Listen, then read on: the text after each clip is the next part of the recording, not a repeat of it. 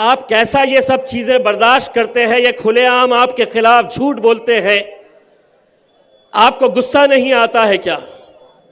मुझे आता है गुस्सा, मुझे भी आता है, खराब मुझे भी लगता है, लेकिन फिर मेरे सामने दो सवाल आ जाते हैं कि क्या मैं महज चंद लोगों की वजह से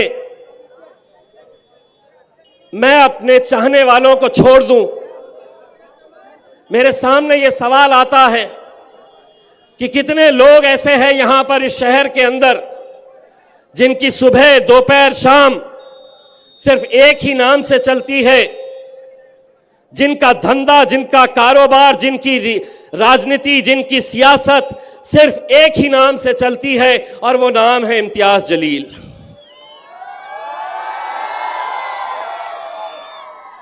इनके धंधे, इनकी दुकानें, इनकी हर चीज खत्म हो जाएगी। अब मैं एक सवाल करना चाह रहा हूं मेरे उन मुखालिफिन का जो मेरे खिलाफ मैदान के अंदर उतरे हैं।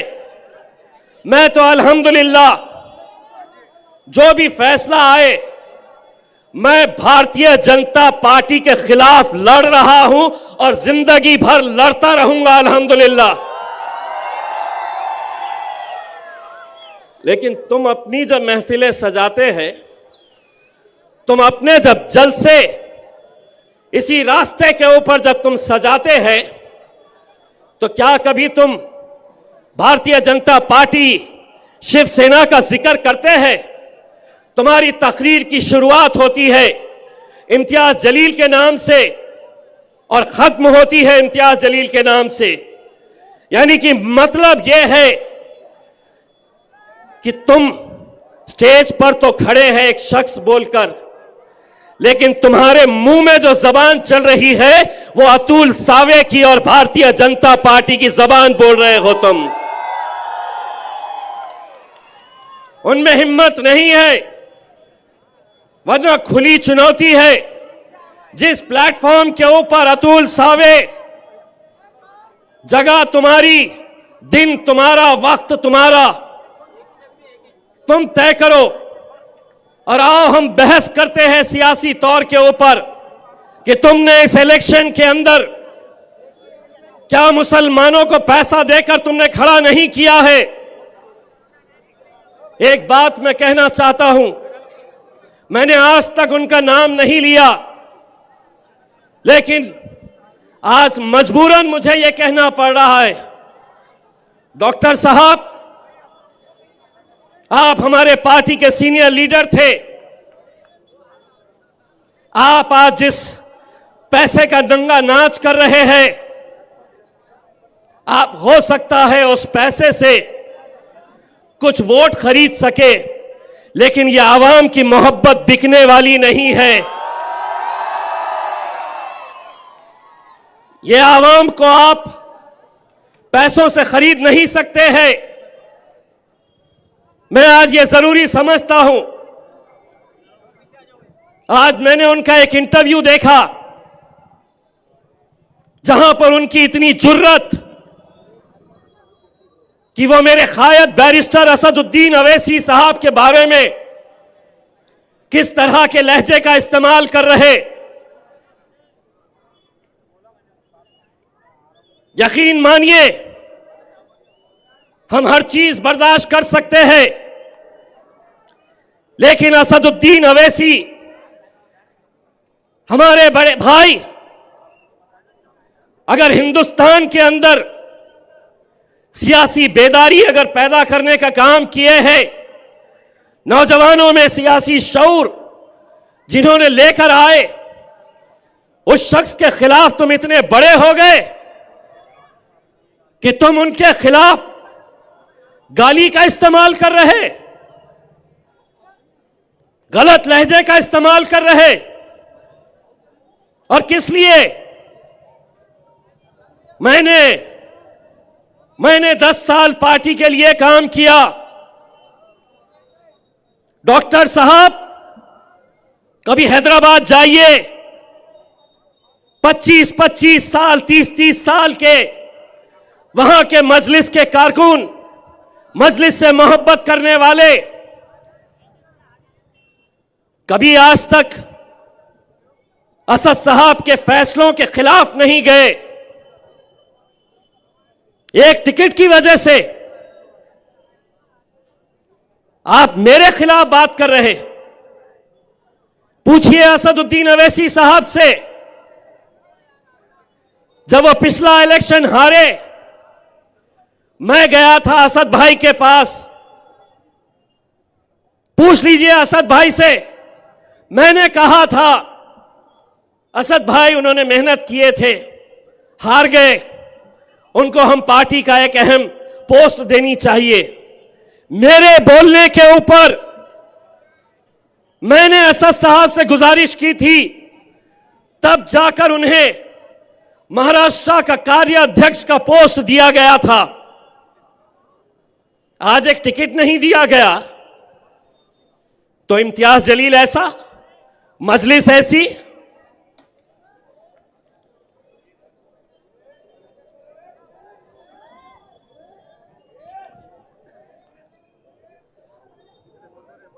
मजलिस ऐसी, असदुद्दीन अवैसी साहब ऐसे। क्या हम ये नहीं जानते हैं? डॉक्टर साहब, लीजिए एक और खुलासा करता हूं। लोकसभा के इलेक्शन के वक्त आपने कैसा किरदार अदा किया था, एक एक सबूत बैरिस्टर असदुद्दीन अवैसी साहब के पास है। यह जीत कर आएगा नहीं, खैरे को चलाओ। आपका दामाद डॉक्टर हर पेशेंट को पकड़ पकड़ कर यह कहता कि इम्तियाज जलील जीतने वाला नहीं है, खैरे को वोट दो। हद तो यह हो गई कि यही डॉक्टर शाहगंज की किसी सभा में, जहां असदुद्दीन अवैसी साहब आने वाले थे, वहां पर बैनर के ऊपर साहब की तस्वीर नहीं नजर आई। 3 दिन तक स्टेज पर बैठे बैठे असद साहब डॉक्टर साहब का फोन लगा रहे कि हो गई होगी गलती, लेकिन अपनी एक तस्वीर के लिए तुम साहब का फोन नहीं उठा रहे, मेरे असद भाई का फोन नहीं उठा रहे। कौन से तुम्हारी शाहरुख खान के जैसी तस्वीर है जो लगाना चाहिए था वहां पे?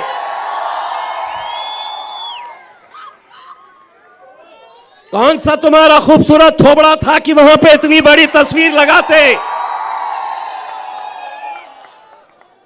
कई जगह पर कई ऐसे लोग हैं जो हमारे, लेकिन अगर इतनी बड़ी पोस्ट के ऊपर बैठा हुआ शख्स अपने खायत का फोन नहीं उठा रहा क्योंकि किसी ने उनके ऐसे पोस्टर के ऊपर उनका तस्वीर नहीं लगाई, तो सोचिए उसकी जहनियत कैसी होगी। यकीन मानिए, डॉक्टर साहब जिस तालीमी इदारों को औरंगाबाद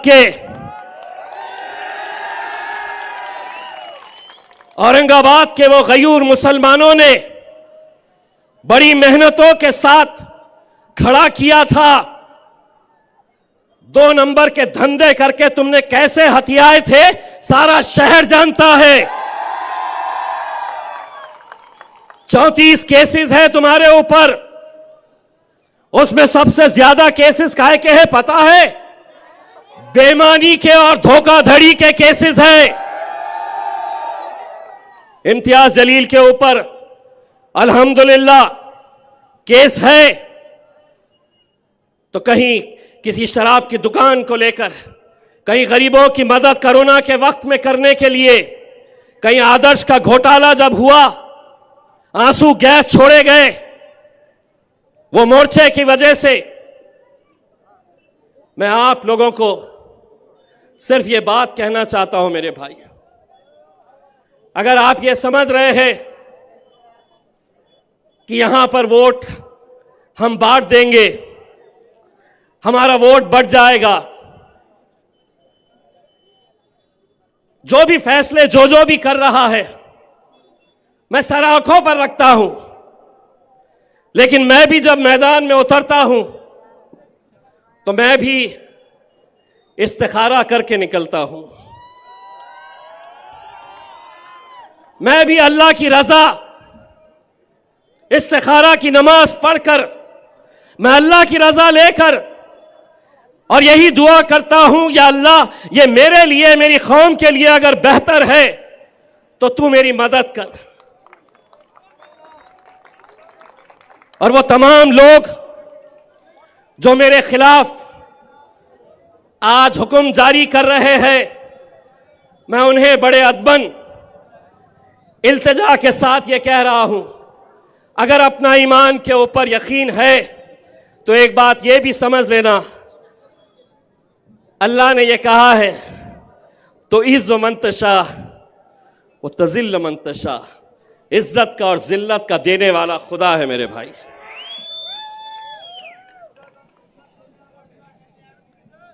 आज हमने यकीनन जब सभी लोगों को यह लगने लगा कि ईस्ट की सीट यहां से भारतीय जनता पार्टी निकाल सकती है, ये डॉक्टर ने इल्जाम लगाया कि इम्तियाज जलील ईस्ट से अतुल सावे को जिताने के लिए सबसे कमजोर उम्मीदवार देने वाला है।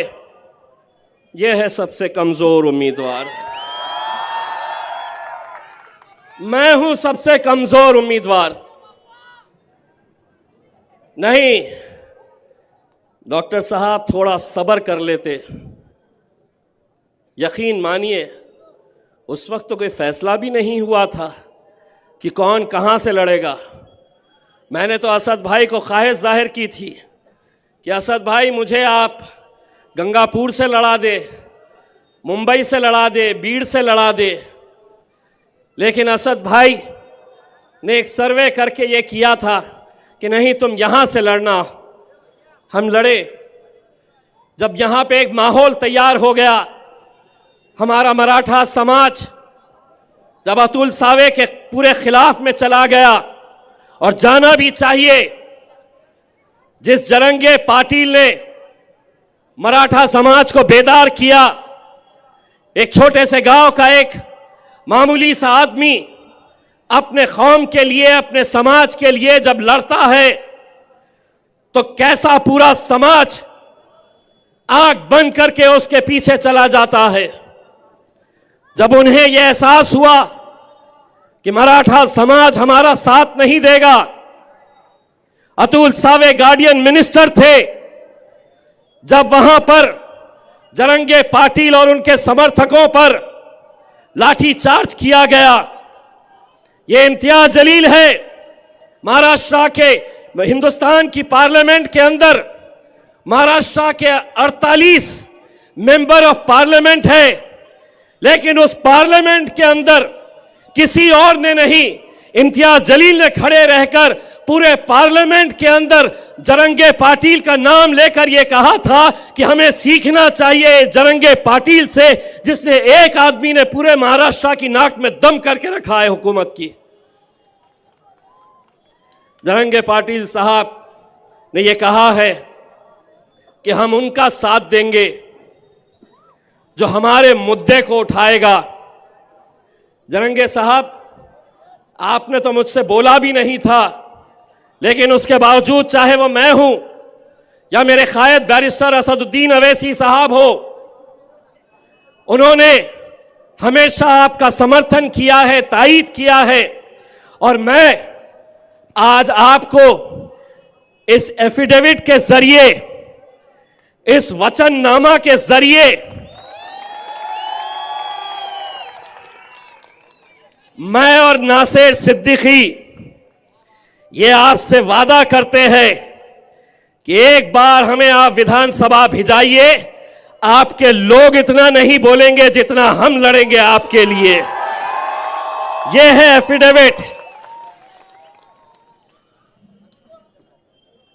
लेकिन अगले 2-3 दिनों के अंदर क्या क्या साजिशें होने वाली है आप अच्छी तरह से समझ सकते हैं मेरे भाई। आप ये समझ लीजिएगा कि किसी के बोलने पर अगर हमारा यहाँ का वोट अगर तकसीम हो गया तो आप समझ लीजिएगा वो वोट सीधा भारतीय जनता पार्टी की झोली में जाने वाला है। सरकार उनकी है, प्रशासन उनकी है, पुलिस उनकी है, हर तरीके से वो अपने बल का, अपनी ताकत का इस्तेमाल करने वाले हैं। हमारी आपकी ये जिम्मेदारी है कि हम लोग इस इलेक्शन को कैसे लड़ते हैं।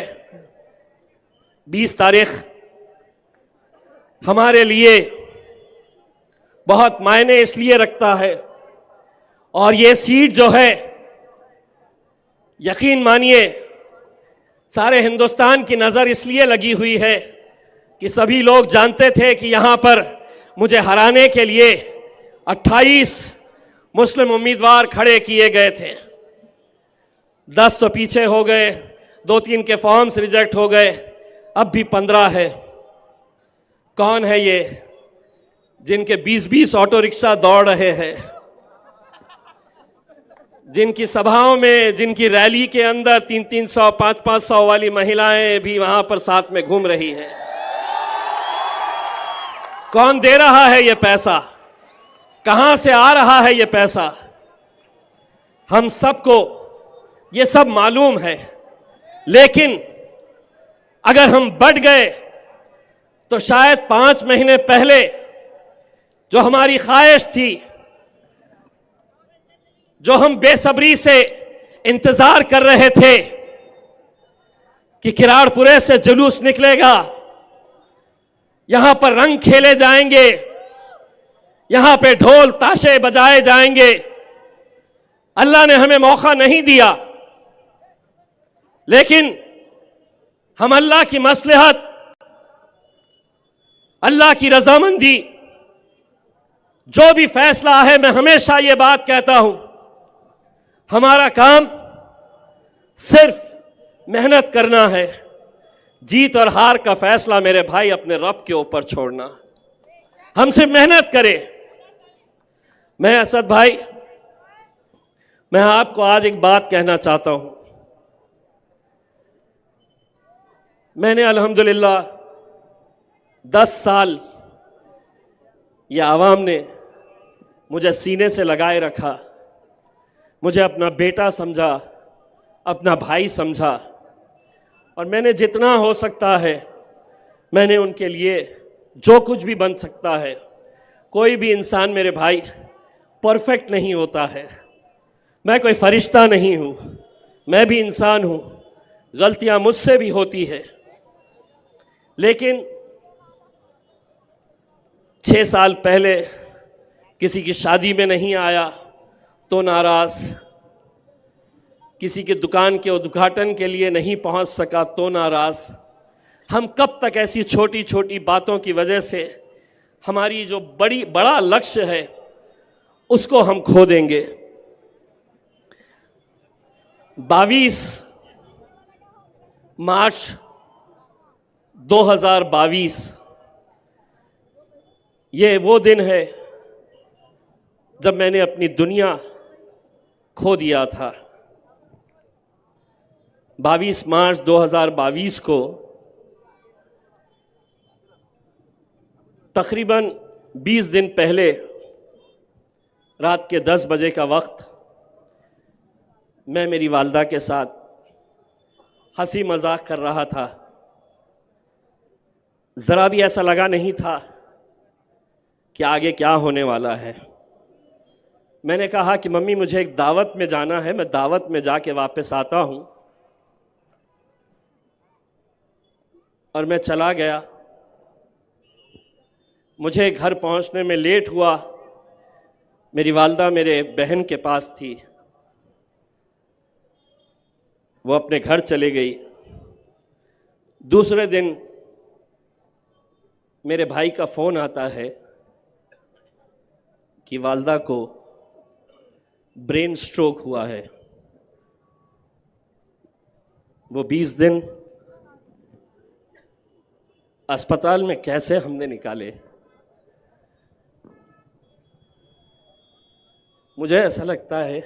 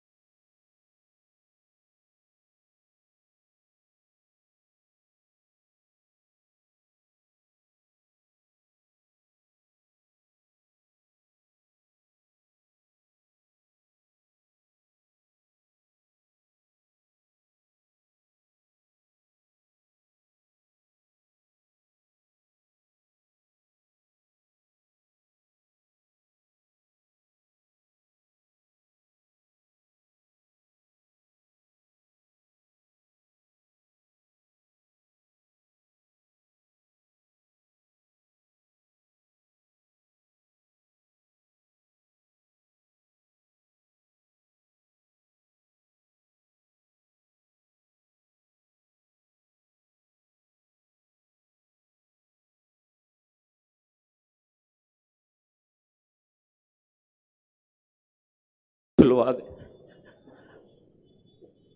मैं पूरा वक्त मेरी माँ को देना चाहता था। मैं वो स्क्रीन पर देख रहा था कि उसके हार्ट बीट्स किस तरीके से ख़त्म होते जा रहे थे। शायद वो अपने बच्चे की आवाज़ खामोशी में भी सुन रही थी कि ये सब छोड़ना चाहता है। अपनी आवाम की मोहब्बत, ना उसको एमपी चाहिए ना एमएलए चाहिए, वो मेरे साथ रहना चाहता है। मैंने हर इंसान अपने माँ से मोहब्बत करता है, लेकिन मेरी दुनिया मेरी माँ थी। इन 10 सालों के अंदर मैं अगर लोगों के करीब गया तो मैं अपनी माँ को वक्त नहीं देता था जितना वो चाहती थी। रात में 1 बजता हो 2 बजता हो, वो बेड के सामने एक स्क्रीन लगा हुआ था सीसीटीवी का, वो इंतज़ार करती थी कि कब गाड़ी आएगी, कब उसका गुड्डू आएगा।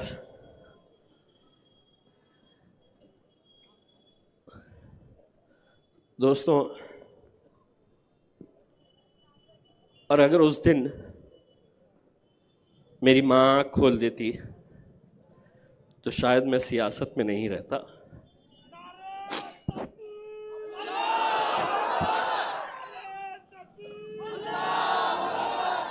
क्योंकि दुनिया में तुम हर चीज़ पा सकते हैं, दौलत, शोहरत, नाम, हर चीज़ तुम्हें मिल सकती है। नौजवानों, मैं तुमसे ही अपील करना चाहूँगा, ये दौलत को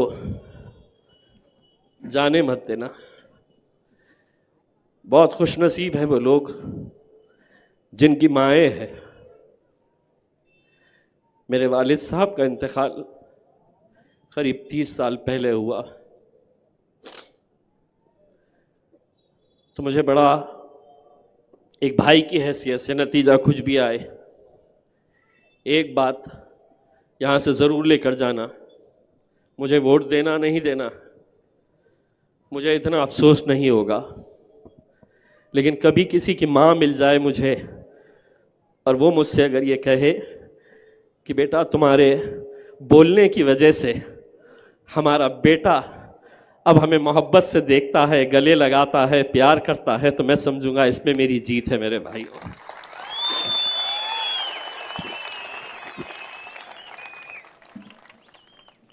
सियासत के अंदर इल्ज़ाम लगाना बहुत आसान होता है, बहुत आसान होता है, लेकिन एक बात ये भी समझ लेना कि हर इंसान को अपने अमाल खुद लेकर जाना है। आपके अमाल आपके साथ जाएंगे, मेरे अमाल मेरे साथ जाएंगे। अगर कोई गुनाह हो रहा है मेरे से, तो ऐसा नहीं है उसकी सज़ा मैं आपको दिलवाऊं। ऊपर वाला हर चीज़ पे नज़र रखता है, और ये फ़ैसले जब मैं लोगों के मुंह से सुनता हूं कि इम्तियाज़ जलील ने ऐसा किया है, इम्तियाज़ जलील, मैं शुरुआत में बहुत मुझे भी ख़राब लगता था कि कैसे बेबुनियाद इल्ज़ाम मुझ पर लगाए जा रहे हैं, कैसा कहते हैं। अलग अलग तरह की बातें जब मैं सुनता हूँ, कहीं ना कहीं मुझे भी लगता है कि चलिए ये बोलने वाले कितने होंगे, 10 लोग, 20 लोग, 25 लोग, 50 लोग, 100 लोग हो सकते हैं, 200 लोग हो सकते हैं, लेकिन अल्हम्दुलिल्लाह इन 10 सालों के बाद भी अगर इनकी मोहब्बत में कमी नहीं आई है तो मुझे उन 100 लोगों की परवाह नहीं है मेरे भाई। मैं आप लोगों की मोहब्बत के सहारे, मैं आप लोगों की मोहब्बत के सहारे यकीनन इस इलेक्शन के अंदर जो भी हो, आप जीतेंगे या आप हारेंगे, लेकिन औरंगाबाद वो मुकाम है कि जहाँ पर हमें इस बात का फ़ख्र है कि हमने एक इत्तेहाद की मिसाल यहाँ पर क़ायम की है। यहाँ से हम एमएलए जीते, यहाँ से हम एमपी बनकर गए, पूरे हिंदुस्तान को दिखाए हमने कि हमारा इत्तेहाद क्या हो सकता है। किसी की नाराज़गी इम्तियाज़ जलील से अगर हो सकती है तो इम्तियाज़ जलील के ख़िलाफ़ आप फ़ैसला लें, लेकिन मेरे छोटे भाई नासिर सिद्दीकी का क्या कसूर है? नासिर सिद्दीकी के लिए क्यों नहीं आवाज़ उठाई गई? हम जीत रहे हैं मेरे भाई, इंशाअल्लाह नासिर सिद्दीकी औरंगाबाद से एमएलए बनकर ज़रूर जाएगा मेरे भाई, ज़रूर जाएगा। बस आप लोगों से इतनी इल्तिजा करना चाहूँगा कि 20 तारीख के दिन अगर हमारा वोटिंग परसेंटेज अगर 80% से कम है तो आप समझ लीजिएगा कि 23 तारीख तक इंतज़ार करने की ज़रूरत नहीं रहेगी। हमारा फ़ैसला 20 तारीख के दिन ही हो जाएगा, क्योंकि उन इलाक़ों के अंदर जिस तरीक़े की वोटिंग की तैयारियां की जा रही है, 5 महीने पहले लोकसभा का जब इलेक्शन हुआ तो 30%, 22%, 52%,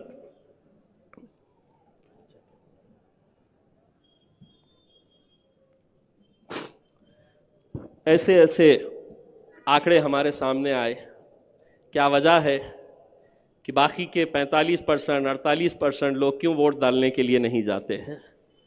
आप निकलिए मेरे भाइयों, इलेक्शन के दिन बहुत साजिशें होने वाली है, बहुत हथकंडे अपनाए जाने वाले हैं। आपके इलाके का माहौल ख़राब करने की कोशिशें की जाएगी ताकि आपके हमारे घर की माएँ और बहनें ना निकल सके। यह आपकी ज़िम्मेदारी है और मैं तमाम उन माँओं और बहनों से अपील करना चाहूँगा कि फ़जर की नमाज के बाद फ़ौरन आप आकर लाइन में खड़े हो जाए। 7 से 10 बजे के बीच में जितनी हमारी घर की माएँ और बहनें हैं उनको आप वोटिंग करवा दें और उसके बाद इंशाअल्लाह आप लोग भी लाइन के अंदर खड़े रहे।